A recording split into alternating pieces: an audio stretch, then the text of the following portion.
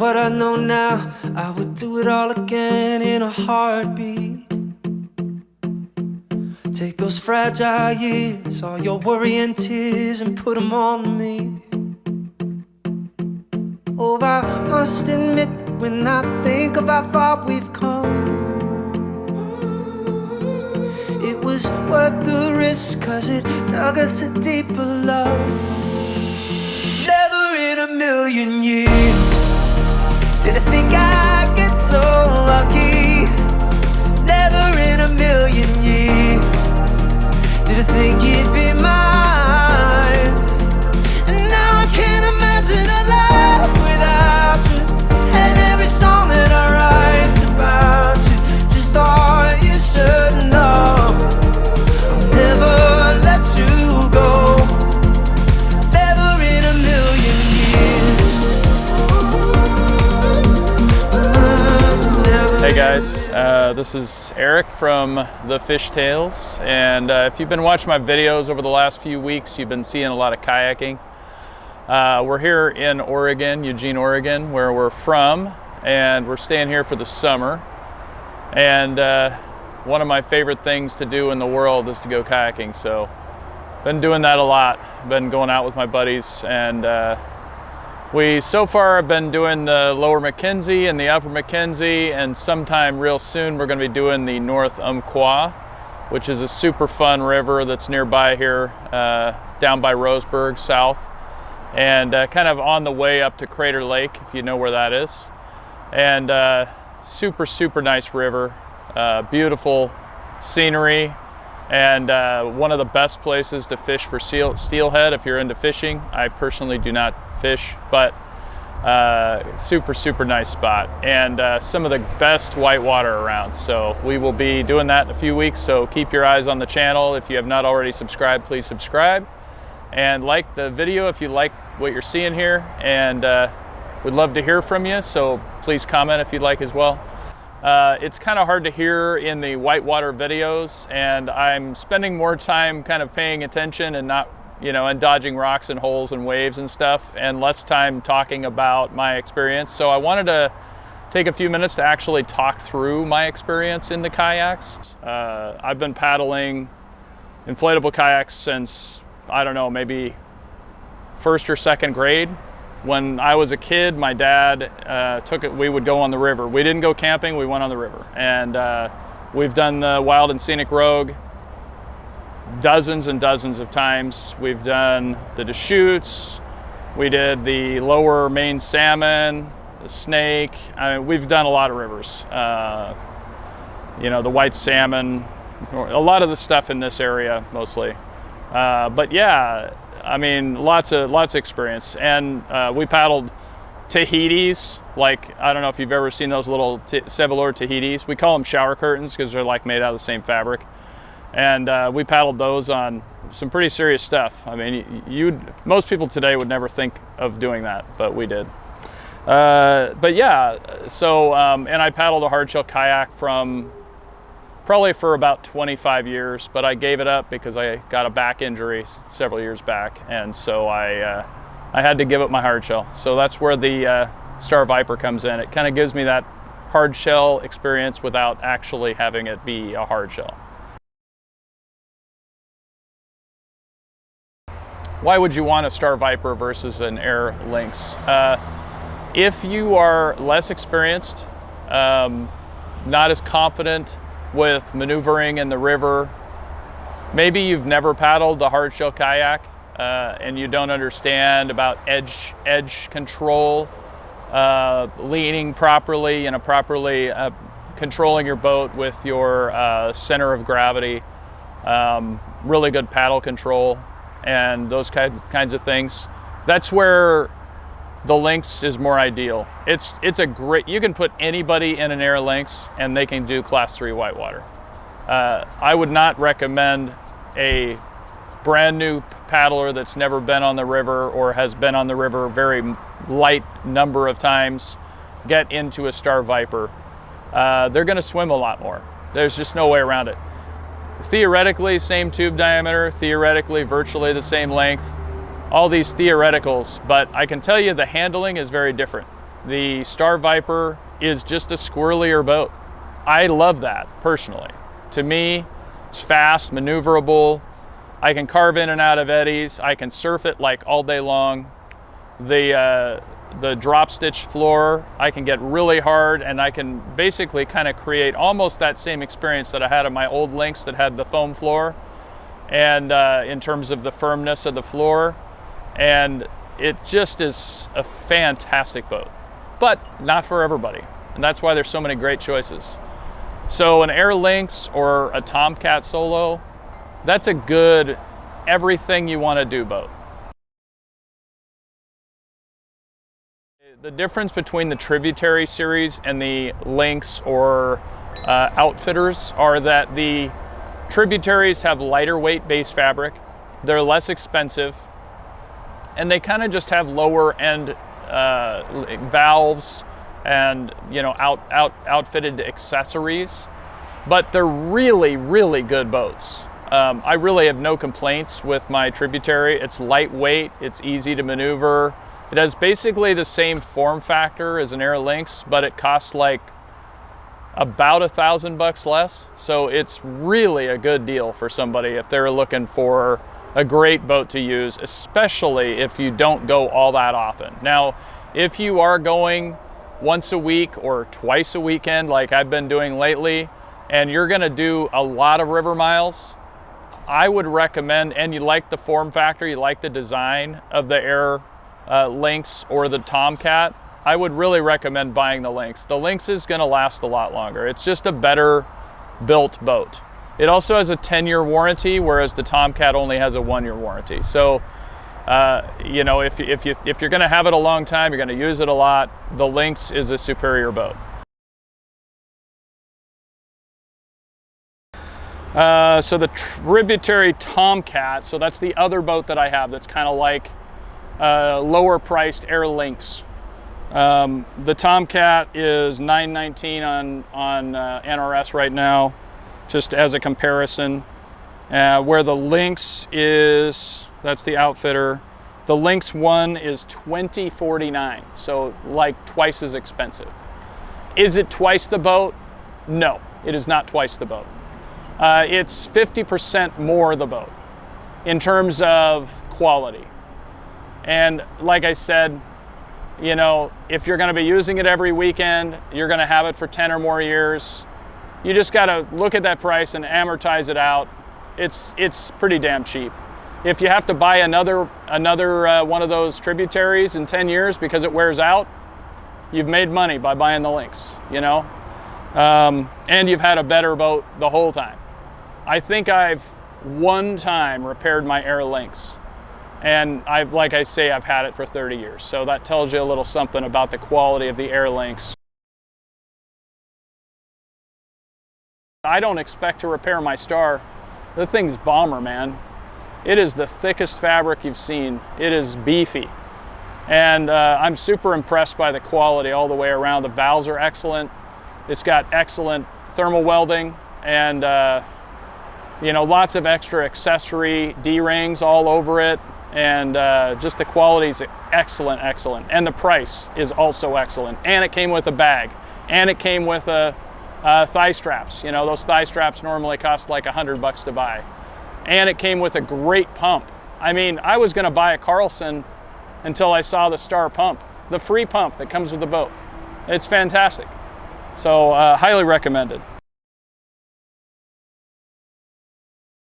The next thing you could look at is if you're going to do more like long trips, or you want to be able to possibly take a second person occasionally, but primarily if you're going to do overnight trips, that's where a two-person boat, like a Lynx 2 or an Outfitter 2. And to me, I'd spend the extra $100 every day to get an Outfitter 2. It's just a better boat. It's got bigger tubes. It's an inch bigger tubes on the two side tubes between a Lynx 2 and an Outfitter 2.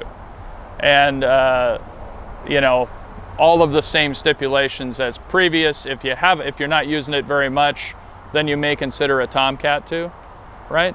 But if you're doing a lot of paddling and you're going to be doing overnight trips like on the Wild and Scenic Rogue, or you're going to do a 3-day trip on any of the longer, you know, the salmon, snake, you know, any of those types of trips where, especially if you're going to have to carry your own gear, then that outfitter with the extra weight capacity is going to be worth its weight in gold. Not only that, but the larger tube diameter helps save you in those times when you're crossing those big eddy lines. So Viper is definitely more for like experienced boaters. The other one that's really cool, which I've also tried, which I'll briefly touch on, is the Star Raven. Now you can get the Raven in a Pro or just in a regular Raven. And it's of course Star, so it's got all of the same great features, the rubber bow and stern, all of the accessory points. Most of them come with thigh straps. Like if you get the Raven Pro, it comes with foot braces, thigh straps. It's for somebody that's looking for more of like an all-around boat, but wants a little bit higher performance. It's not going to be as stable. It's not going to have as much kind of carrying capacity, even though statistically in terms of their specs, it's the same as like an Aire Lynx. I definitely would not think that it's going to haul on the high end. If you're like at the 275 kind of limit, the Raven's probably not going to perform as well at that highest end. You'll find that if you look around a lot, you'll find that the ones that look like they have a lot of back support, the real tall seats that have kind of straps that hold in, you'll find that if you actually try those, they don't have good support. Not only that, but they kind of make your life jacket ride up, which is not comfortable at all. The ones that are the thwart seats, like my old Lynx had one, Clark was running one on last week's, and actually Jason has one in his Sea Eagle as well.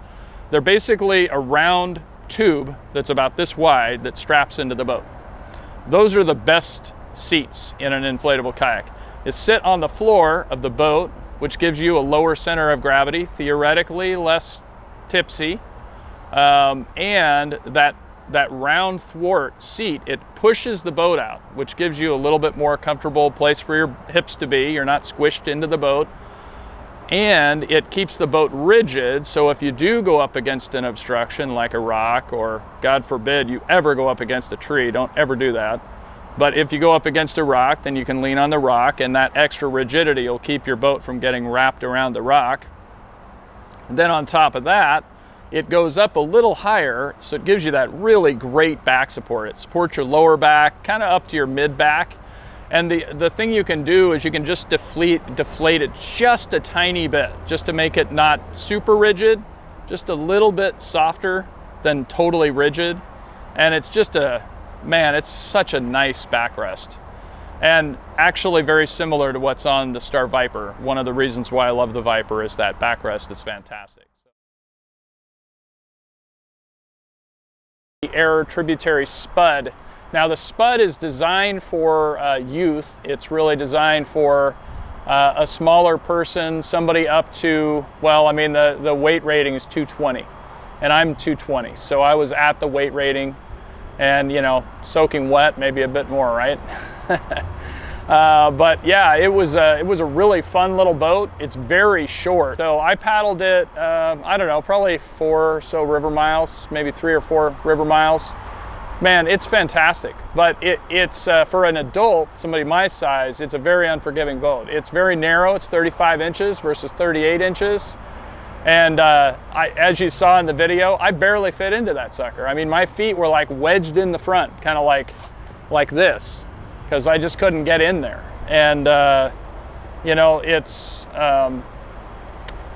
I found that I wasn't able to surf it. I was expecting to be able to surf it, but I think because of the way the I-beam floor is, it's kind of like the front of the I-beam floor is shaped kind of cup-like, and the nose kind of comes into a point in the front of that, and I just didn't feel like I had very much lift. So I could get the boat into the wave, but then it would just wash right out. Like I couldn't stay in the wave.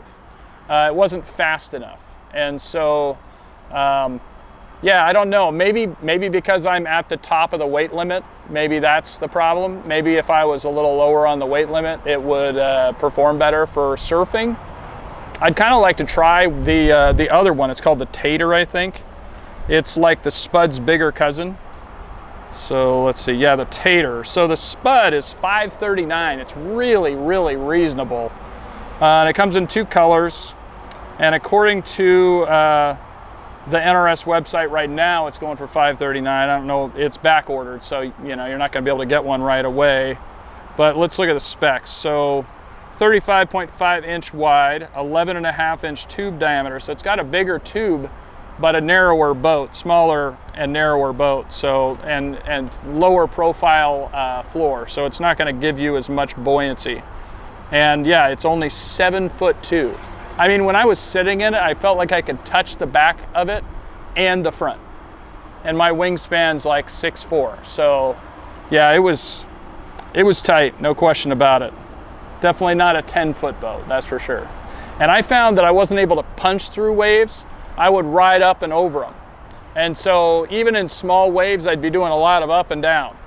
And while that can be fun, it can also be tiring because you're constantly trying to, you know, control your body position to maintain balance on the boat. So that might be a concern. And both of those boats are really lightweight, could be used as like a pack raft, like if you're gonna do like hike in to a location and paddle. Let's see, the Tater is 8'4", and it is got a 275 pound weight capacity. It's 24.5 pounds, so it's like hella light. Myself, if I was gonna do something like that, I would bring my paddleboard. Paddleboard's just lighter, even lighter than that. I think my paddleboard's like 18 pounds. It's super light. And it's faster, you know, for flat water, of course. If you're doing whitewater, I wouldn't want to use my paddleboard for whitewater. So it's one of those things. In an inflatable kayak, normally what you want to do in a raft when you got big boils is you kind of want to put yourself in the middle. So you have one tube on one side on one boil and one tube on the other boil, and that way that big eddy fence in the middle is kind of mitigated because it's underneath the boat and you don't really feel that much. You just kind of do a little of this. Well, in an inflatable kayak, if you put yourself right on that boil, what's going to happen is one of your sides is going to get sucked down. You're probably going to end up flipping. And so what you end up doing with an inflatable kayak is you kind of go sideways across those boils. So you got a boil like this, one on one side, one on the other, and you kind of put your kayak sideways on it, right? In fact, if you watched last week's video, you probably noticed there was a spot where both Travis and my buddy Jason flipped. Travis did a backflip in the Spud, and Jason kind of flipped out like this, right? But then you watch me, and I just went right across it. So that's because of the placement. It's a cross current. It's almost like those boils I was just talking about. So you got a cross current, it's coming down, river's going around the corner, and then there's a pour over on river right.